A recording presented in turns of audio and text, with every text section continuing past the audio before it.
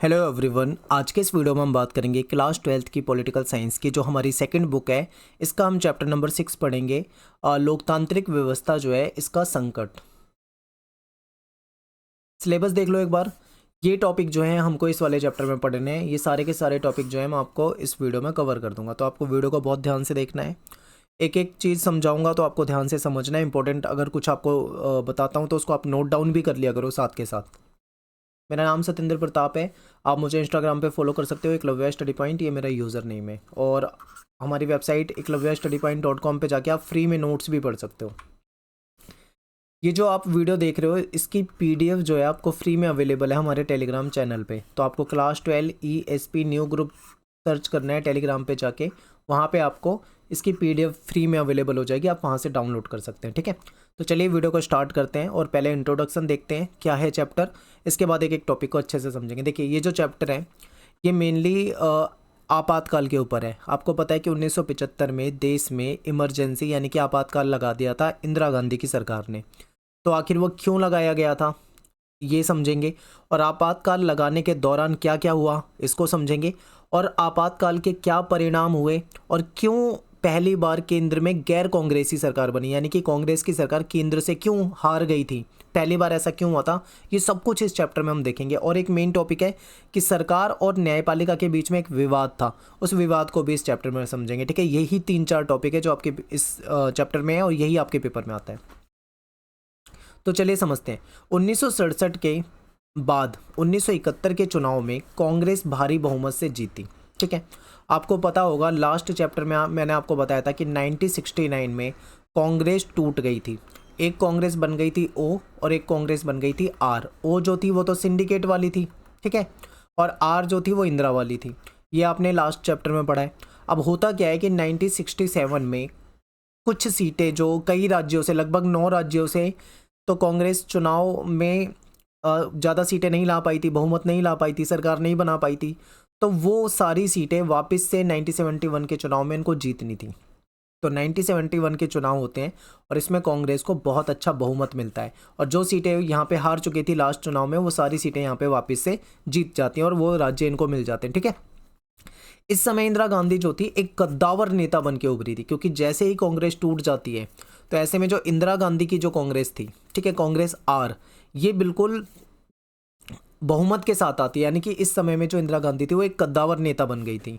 इस दौर में दलगत राजनीति जो थी वो बहुत तीखी और ध्रुवीकृत हो गई थी। तीखी का मतलब क्या है कि राजनेता जो थे एक पार्टी से दूसरी पार्टी के, वो एक दूसरे से बहुत नफरत करने लगे थे और राजनीति का जो लेवल था वो बहुत ही मतलब एकदम तीखा हो चुका था। ठीक है, न्यायपालिका और सरकार के आपसी रिश्तों में तनाव आया। ये मैंने आपको बताया था कि न्यायपालिका और सरकार के बीच में कुछ विवाद हो गए थे, जो कि आगे हम डिटेल में जानेंगे। तो ये सारे टॉपिक इसमें हमें पढ़ने हैं।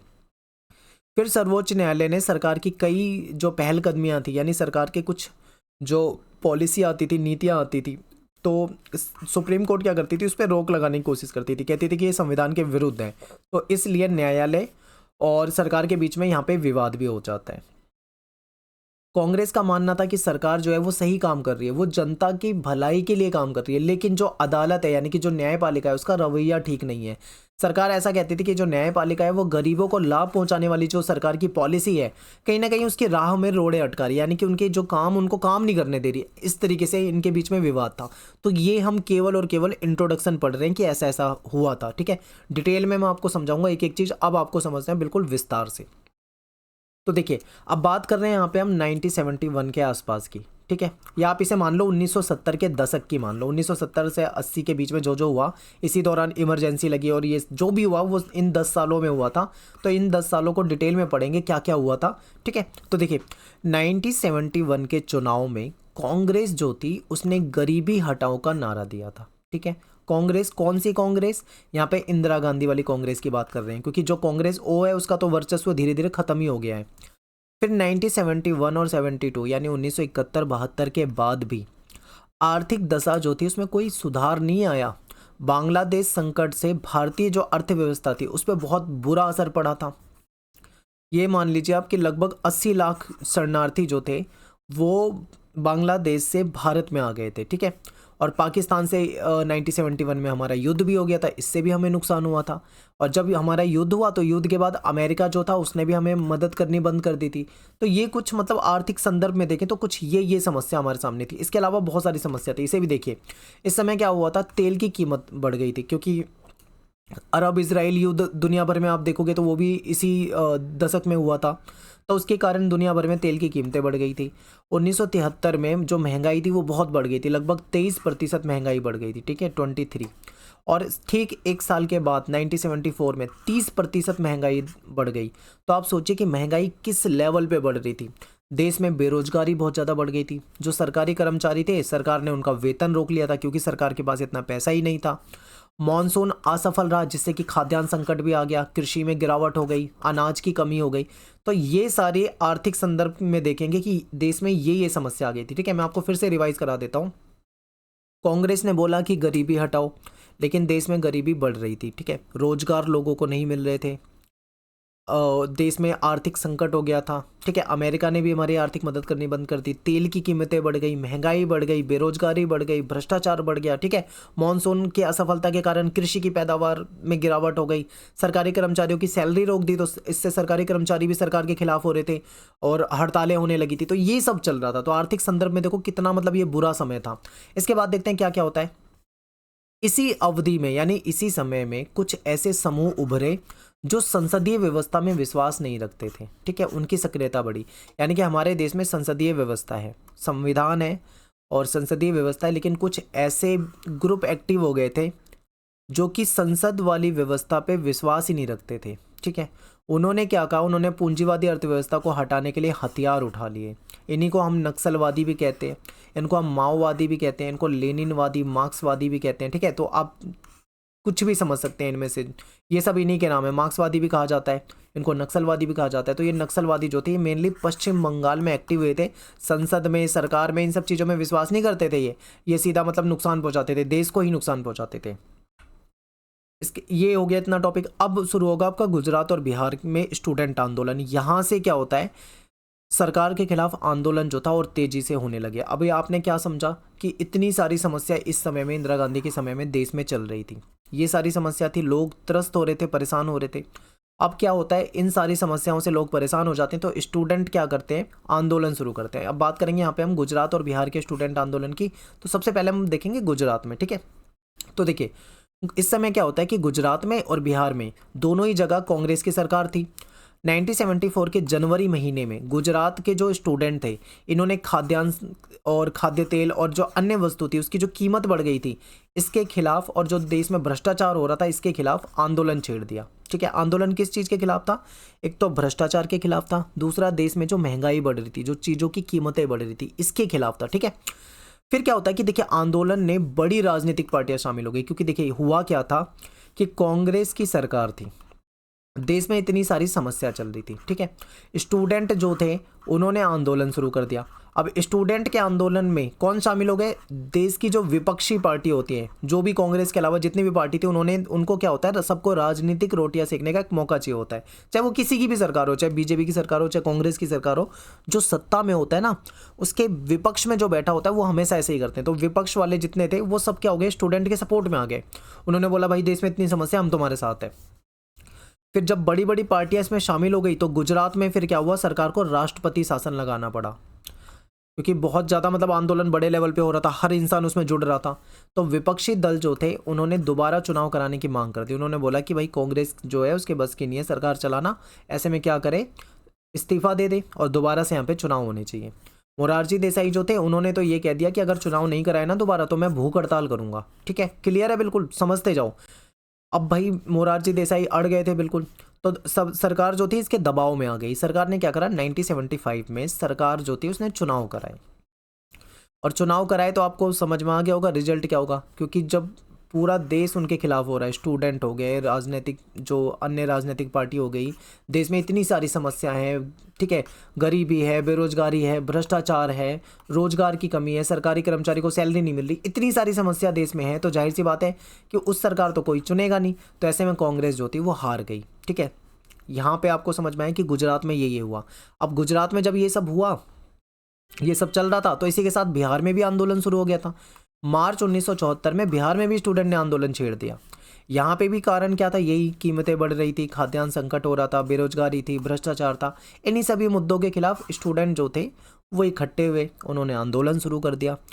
यहाँ पे क्या करा, छात्रों ने, जो समाजवादी नेता होते हैं, जो बहुत बड़े नेता थे, जयप्रकाश नारायण, जो कि जेपी नारायण बोला जाता है इनको, तो जेपी नारायण को इन्होंने बुलावा भेजा, ठीक है, निमंत्रण दिया। इस समय में क्या था कि जेपी नारायण जब जो थे वो देश की आज़ादी के बाद जो सक्रिय राजनीति थी उसको छोड़ चुके थे, राजनीति से इन्होंने एक तरह से बाहर हो गए थे और ये समाज सेवी बनकर रह रहे थे, ठीक है।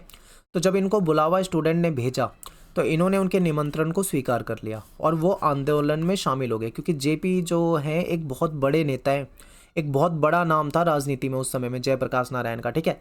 जब ये उस आंदोलन में शामिल हो गए तो आप सोचो कि अपने आप ही उस आंदोलन को बल मिलेगा, ठीक है, आंदोलन मजबूत हो जाएगा।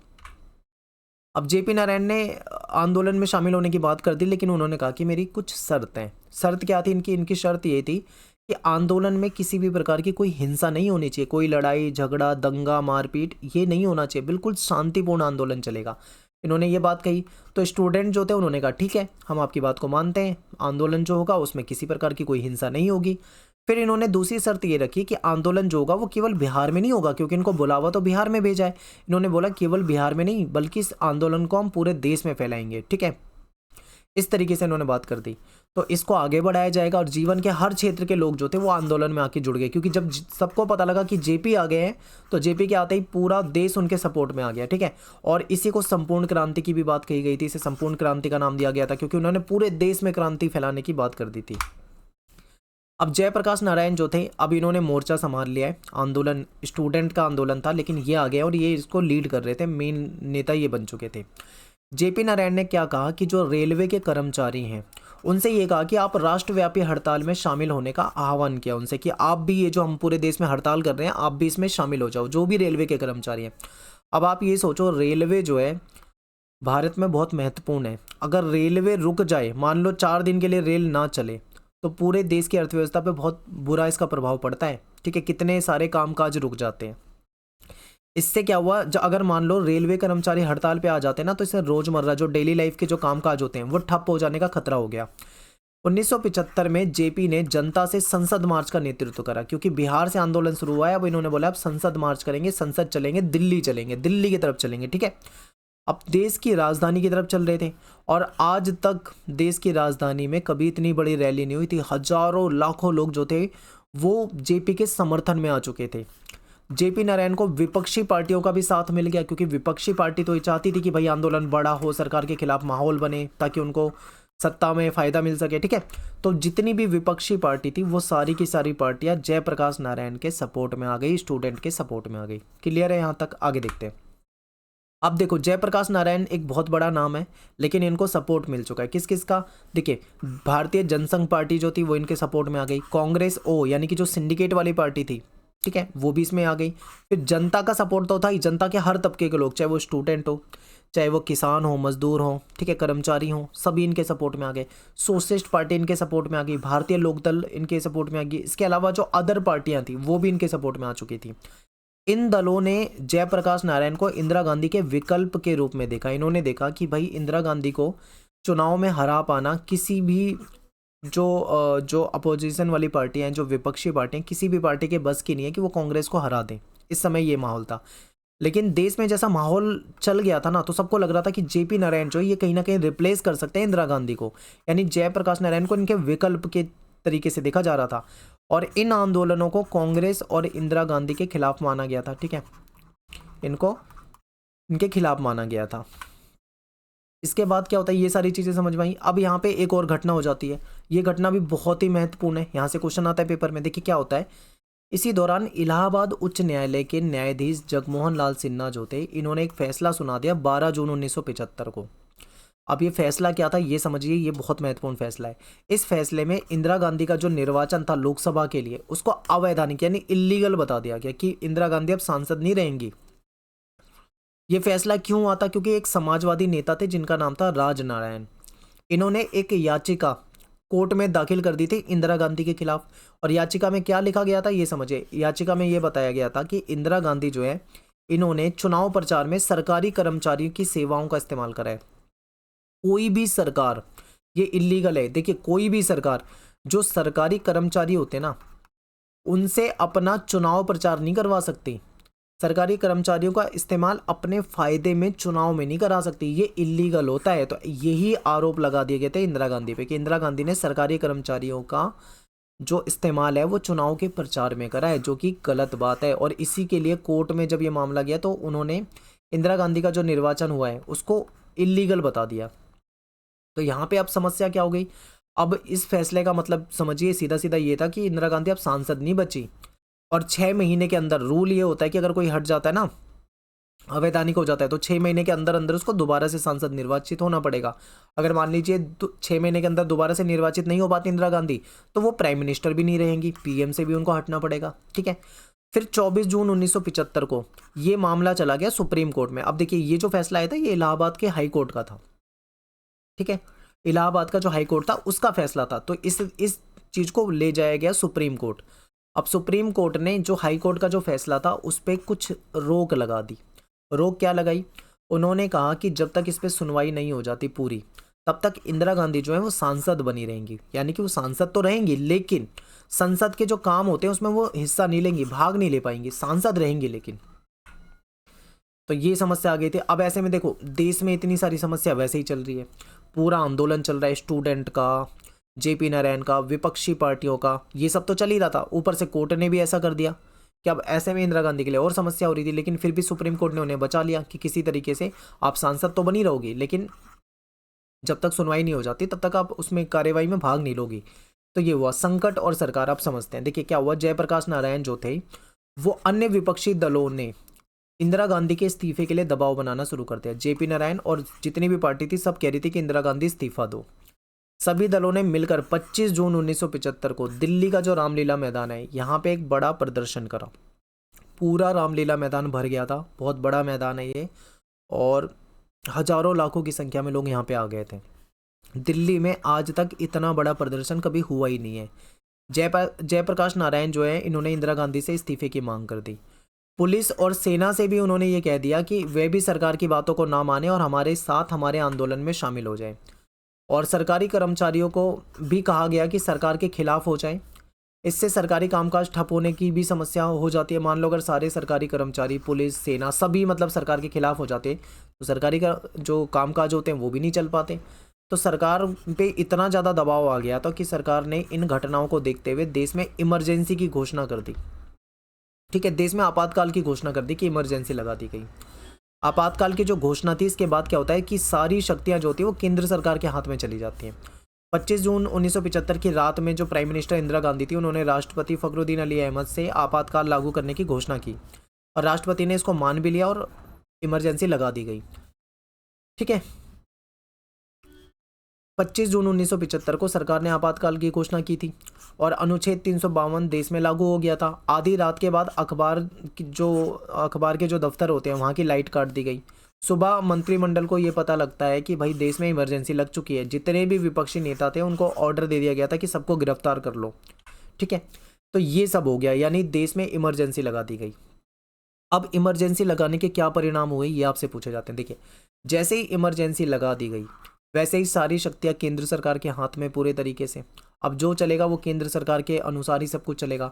तो विरोध जो था बिल्कुल रुक गया क्योंकि जो विरोध कर रहा था उसको गिरफ्तार कर लिया जा रहा था। जितने विपक्षी नेता थे सबको जेल में डाल दिया। हड़ताल के ऊपर रोक लगा दी कि कोई हड़ताल नहीं करेगा, अगर हड़ताल करी तो सीधा जेल जाएगा। प्रेस की जो आज़ादी थी कि प्रेस जो चाहे वो छाप सकती थी वो भी रोक दी गई कि प्रेस कुछ भी नहीं छापेगी, सरकार के खिलाफ तो कुछ छाप ही नहीं सकती। निवारक नज़रबंदी बड़े पैमाने पर, यहाँ पे टाइपिंग की मिस्टेक है, जो निवारक नज़रबंदी कानून होता है इसको बड़े पैमाने पर इस्तेमाल किया गया। इसका मतलब क्या है कि देखिए नॉर्मली क्या होता है कि हम जो पुलिस होती है वो किसी को कब गिरफ्तार करती है, जब वो कोई क्राइम करता है। ठीक है, लेकिन निवारक नज़रबंदी में क्या होता है कि अगर किसी पे शक है कि भाई ये व्यक्ति कोई क्राइम करने वाला है या कुछ कर सकता है तो उसको पहले से ही गिरफ्तार कर लिया जाता है। तो इसका बड़े पैमाने पे इस्तेमाल हुआ, लाखों लोगों को गिरफ्तार कर लिया गया था। आरएसएस और जमात इस्लामी संगठन जो थे इन सब पे बैन लगा दिया गया। मौलिक अधिकार जो थे वो सारे निष्प्रभावी हो गए थे। तो ये सब हुआ आपातकाल के दौरान, सब कुछ रुक गया, बिल्कुल नॉर्मल कर दिया सारी चीज़ें। अब यहाँ पे क्या होता है, आपातकाल का विरोध। समझिए इंडियन एक्सप्रेस और स्टेटमेंट जैसे जो अखबार है, इन्होंने प्रेस पे जो सेंसरशिप लगाई गई थी, यानी जो प्रतिबंध लगाया गया था, इसका खूब विरोध करा। सेमिनार और मेन स्ट्रीम जैसी मैगजीन थी, ये बंद हो गई थी, इन्होंने तो अपने आप को बंद ही कर लिया उस कुछ समय के लिए। इसी समय में एक लेखक जो होते थे शिवराम कारंत और ये फणीश्वर नाथ रेणु, इन्होंने क्या करा, लोकतंत्र के दमन के विरोध में अपनी जो इनको अवार्ड मिले हुए थे, पदवी मिली हुई थी, उसको भी इन्होंने लौटा दिया। आपातकाल के समय क्या विवाद है, इसको समझिए। इलाहाबाद उच्च न्यायालय के फैसले के लिए अब यहाँ पे एक चीज़ समझिए, देखिए आपातकाल लग चुका है, सारे विपक्षी नेता जेल में, हड़ताल वड़ताल सब बंद है। अब जो माहौल जो गर्म हुआ था वो बिल्कुल शांत कर दिया सरकार ने, ठीक है। अब ऐसे में क्या है, विपक्षी नेता जेल में, सब कुछ सरकार के हाथ में, तो सरकार ने कुछ बड़े बड़े फैसले करे, सरकार ने संविधान में संशोधन कर दिया। आपातकाल के दौरान संविधान का 42वां संशोधन हुआ था, जिसमें बहुत सारी चीज़ें की गई थी। जैसे कि देखिए क्या हुआ, इलाहाबाद उच्च न्यायालय ने क्या फैसला दिया था, याद करो, कि इंदिरा गांधी का जो सांसद के लिए जो निर्वाचन है उसको गलत ठहरा दिया था, ठीक है, क्योंकि उन्होंने सरकारी कर्मचारियों की सेवाओं का इस्तेमाल करा था, इसलिए। तो इन्होंने इलाहाबाद कोर्ट का जो फैसला था, इसके लिए संविधान संशोधन में एक प्रावधान डाल दिया। उन्होंने बोला कि अब प्रधानमंत्री, राष्ट्रपति, उपराष्ट्रपति, इनके पद को अदालत में चुनौती नहीं दी जा सकती। अब तुम खेलते रहो कोर्ट कोर्ट, अब कुछ नहीं होगा, ठीक है, इन पदों को कोर्ट में कोई चुनौती नहीं देगा, ये चेंज कर दिया। और 42वां संशोधन हुआ। फिर इस संशोधन के जरिए संविधान के बहुत सारे हिस्से बदल दिए गए थे। ये विवादित संशोधन है, क्योंकि इस समय में क्या था, नॉर्मली क्या होता है कि विपक्ष जो होता है, सरकार कोई कानून बनाती है तो विपक्ष उसका विरोध करता है, उस कानून को बनने से रोकता है, पूरी कोशिश करता है, ठीक है। लेकिन इस समय में विपक्ष तो जेल में था, तो कौन रोकेगा उन्हें, तो उन्होंने जो चाहा संविधान में वो बदल दिया, जो उनको लगा उनके खिलाफ था सब बदल दिया। तो इसीलिए इसको विवादित संशोधन कहते हैं। इसी दौरान विधायिका के कार्यकाल को 5 साल से बढ़ाकर 6 साल कर दिया गया था। अब देखिए ये सब हुआ इमरजेंसी के दौरान। फिर इमरजेंसी के बाद क्या होता है, जब इमरजेंसी कभी ख़त्म होती है तो उस समय में दूसरी सरकार आती है, ठीक है। उस समय में सहजांच आयोग बिठाया जाता है। हालांकि ये थोड़ा बाद का टॉपिक है, लेकिन मैं आपको स्टार्टिंग में बता दे रहा हूँ ताकि आपको बाद में पढ़ाऊंगा तो समझ में आएगा। देखिए मान लीजिए इमरजेंसी ख़त्म, दोबारा चुनाव हुए। अब ऐसे माहौल में चुनाव होंगे तो क्या होगा, इंदिरा गांधी जीतेगी या हारेगी, आपको क्लियर पता है कि इंदिरा गांधी हारेगी, इंदिरा गांधी हार गई। दूसरी सरकार आई, जनता पार्टी की सरकार आई। अब जनता पार्टी की सरकार आई तो ये जनता पार्टी में वही सारे नेता थे जो कभी जेल में डले हुए थे। तो इन्होंने क्या करा, सरकार की जो इमरजेंसी के दौरान जो जो हुआ था उसकी जांच करवा दी, एक आयोग बना दिया जिसको बोला जाता है शाहजांच आयोग।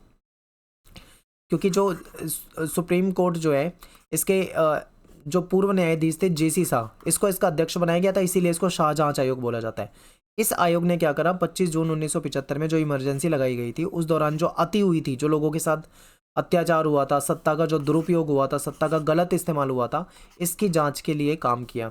आयोग ने विभिन्न जो सबूत थे उसकी जांच की, हजारों गवाहों के बयान इन्होंने दर्ज करे। इंदिरा गांधी का बयान लेने का प्रयास किया, इंदिरा ने भी कोई बयान यहाँ पे नहीं दिया था, ठीक है। तो ये सब शाहजांच आयोग ने किया। अब ये टॉपिक बाद का था, लेकिन मैंने आपको स्टार्टिंग में पढ़ा दिया ताकि आपको आगे याद रहेगा, ठीक है। अब देखो क्या हुआ, इमरजेंसी जब लगी थी देश में तो क्या क्या हुआ, बहुत गलत हुआ था। क्या क्या हुआ था वो देखिए।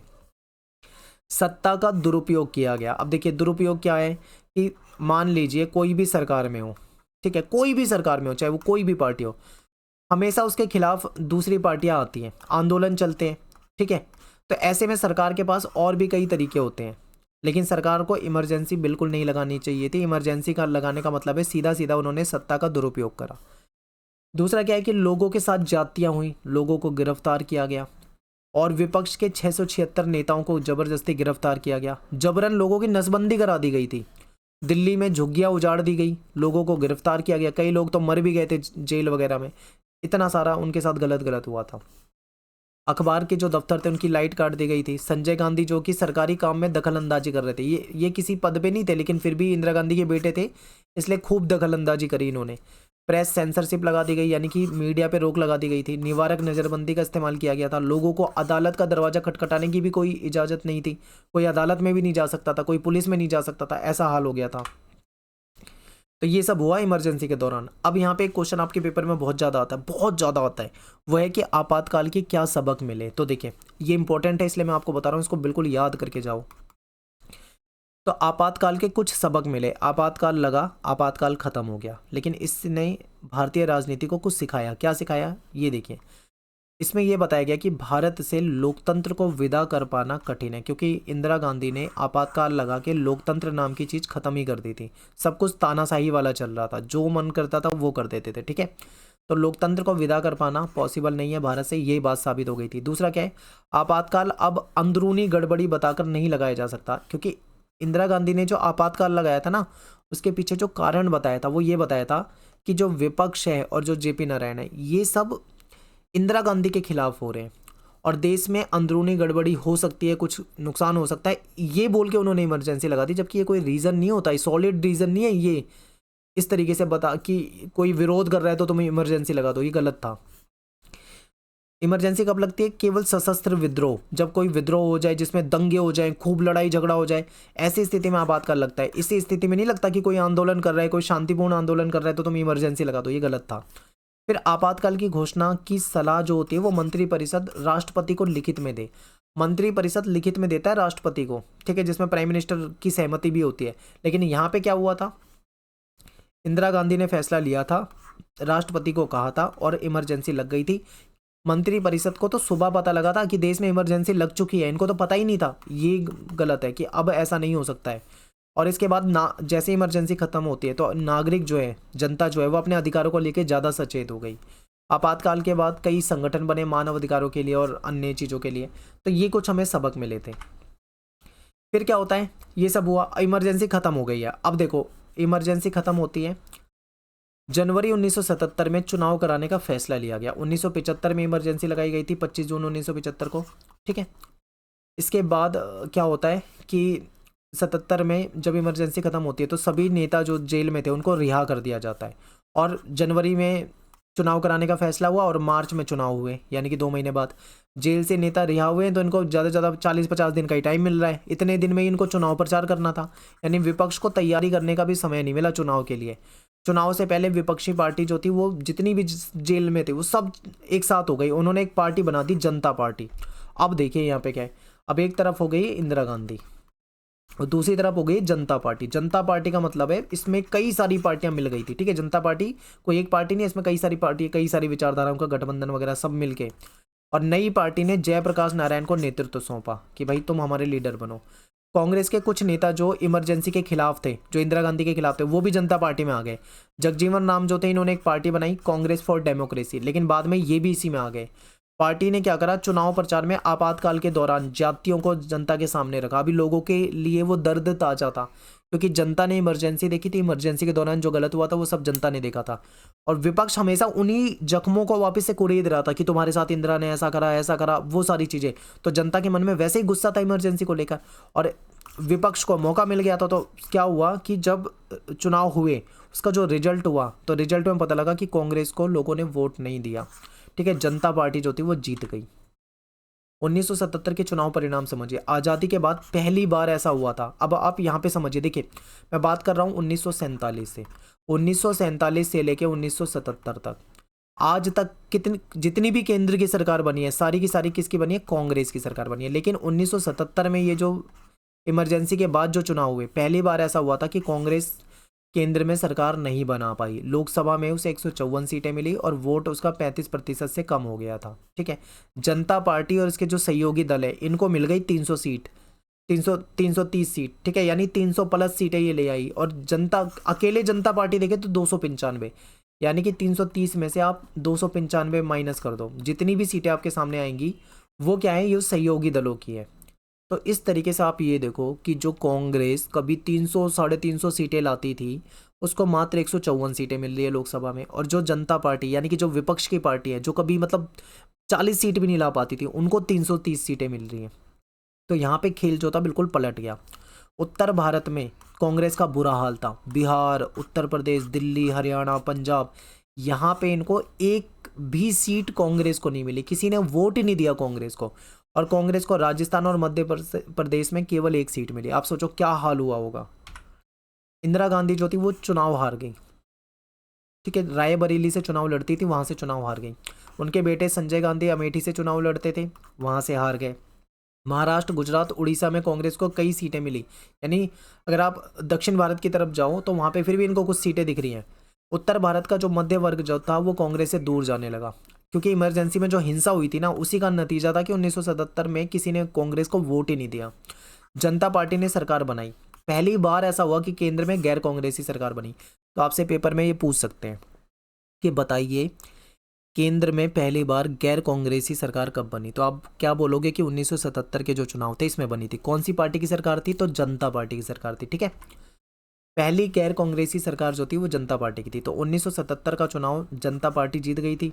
लेकिन अब यहाँ पे कमी है, देखिए जनता पार्टी को जनता का सपोर्ट मिल गया, चुनाव लड़ा और इन्होंने चुनाव जीता, इनको सरकार बनाने का मौका मिला, लेकिन इनमें तालमेल नहीं था। तालमेल क्यों नहीं था, क्योंकि जब भी अलग अलग विचारधारा के लोग मिलकर एक पार्टी बनाते हैं तो कहीं ना कहीं इनके बीच में खटपट हो ही जाती है। ठीक है, तो प्रधानमंत्री पद के लिए इनके बीच में होड़ मच गई। मोरारजी देसाई जो कि कभी लाल बहादुर शास्त्री के टाइम से प्राइम मिनिस्टर बनने का सपना देख रहे थे, ये कह रहे थे कि भाई मैं प्राइम मिनिस्टर बनूंगा। चौधरी चरण सिंह जो किसान नेता थे, इन्होंने कहा कि भाई मैं प्राइम मिनिस्टर बनूंगा। जगजीवन राम, इन्होंने बोला मैं प्राइम मिनिस्टर बनूंगा। तो इन तीनों के बीच में होड़ बन गई प्राइम मिनिस्टर बनने की, पीएम बनना है इनको। ठीक है, इनके बीच विवाद हुआ, लेकिन अंत में क्या हुआ, मोरारजी देसाई को ही प्राइम मिनिस्टर बना दिया गया। अब क्या है, नई सरकार बन चुकी है, जनता पार्टी की सरकार बन चुकी है, प्राइम मिनिस्टर जो है वो मोरारजी देसाई बना दिया गया है। ठीक है, लेकिन इनकी पार्टी में खींचतान अभी भी चल रही है।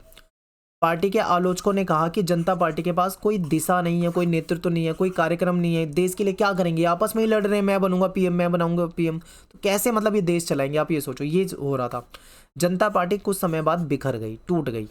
मोरारजी देसाई की सरकार जो थी वो 18 महीने में ही गिर गई, ज़्यादा समय तक सरकार नहीं चल पाई। फिर दूसरी सरकार जो थी वो कांग्रेस के समर्थन से बनी, क्योंकि चरण सिंह भी प्राइम मिनिस्टर बनना चाहते थे, किसान नेता थे, फेमस नेता थे। तो कांग्रेस ने इनको समर्थन करा कि चलो हमारे पास फिर भी थोड़ी बहुत सीटें हैं, हम तुम्हें समर्थन करते हैं, तुम प्राइम मिनिस्टर बन जाओ। ठीक है, चौधरी चरण सिंह को प्राइम मिनिस्टर बना दिया। बाद में कांग्रेस ने भी इनके साथ खेल कर दिया। कांग्रेस ने क्या करा, प्राइम मिनिस्टर बनाने के बाद 4 महीने के अंदर ही चरण सिंह की सरकार को गिरा दिया, अपना समर्थन वापस ले लिया। बेचारे 4 महीने तक ही प्राइम मिनिस्टर बन पाए। 1980 के जनवरी में क्या हुआ, लोकसभा के चुनाव दोबारा कराए गए। अब सोचो 1977 में चुनाव जीते थे, 5 साल तो सरकार चलानी थी, लेकिन 5 साल भी सरकार नहीं चल पाई। बीच में ही कोई 18 महीने चला पा रहा है, कोई 4 महीने चला पा रहा है, ऐसे चला। फिर 1980 में बीच में ही इनको क्या करना पड़ा, जनवरी महीने में इनको वापस से चुनाव कराना पड़ा। ठीक है, इस चुनाव में जनता पार्टी जो थी वो हार गई, क्योंकि सबने देख लिया जनता पार्टी को उन्होंने जिताया। जनता पार्टी के पास कोई एजेंडा ही नहीं है, या आपस में प्राइम मिनिस्टर के लिए लड़ रहे हैं, कहाँ से देश चला पाएंगे। फिर कांग्रेस ने वापस से बाजी मार ली, 353 सीटें जीती, और मतदाता ने दिखाया कि जिस सरकार के अंदर, ठीक है, जिस सरकार के अंदर कलह होती है, अगर कलह हो तो मतदाताएं जो होते हैं वो उसको कहीं ना कहीं भारी दंड देते हैं। ठीक है, जिसके अंदर ही मतलब आपस में बातचीत सही नहीं है, आपस में ही लड़ रहे हैं, तो कहाँ उनको जनता सपोर्ट करेगी। तो वही हुआ। 1977 के बाद पिछड़े वर्गों की भलाई का मुद्दा जो था वो भारतीय राजनीति में होने लगा था। बिहार में ओबीसी आरक्षण पर शोर मचने लगा। इसके बाद जनता पार्टी की सरकार ने मंडल आयोग की नियुक्ति करी। अब मंडल आयोग जो है ये आपके पेपर में बहुत पूछते हैं, छोटा सा क्वेश्चन आता है, ज़्यादा ज़्यादा 2 नंबर। मंडल आयोग के बारे में ये समझ लो, मंडल आयोग जो था इसके अध्यक्ष कौन थे, बिंदेश्वरी प्रसाद मंडल, जिनको शॉर्ट में बीपी मंडल कहा जाता है। ठीक है, काम क्या था इस आयोग का, इसका काम था पिछड़ी जाति जो है उसके बारे में इसको कार्य दिया गया था, उसकी सर्वे वगैरह करना था, उनको आरक्षण की बातें की गई थी। ठीक है, तो ओबीसी आरक्षण के लिए ये बनाया गया था। तो यहाँ पे जो अपना चैप्टर है खत्म हो जाता है। आपको सारे टॉपिक मैंने करा दिए हैं। इसमें से देखो 2-3 क्वेश्चन आते हैं पेपर में, पढ़ा तो मैंने आपको सब दिया है। 2-3 क्वेश्चन कौन से होते हैं, आपातकाल के कारण, आपातकाल के परिणाम, आपातकाल के सबक, यही 2-3 क्वेश्चन पूछे जाते हैं। ठीक है, तो मिलते हैं फिर आपसे नेक्स्ट वीडियो में। Thanks for watching. जय हिंद, जय भारत।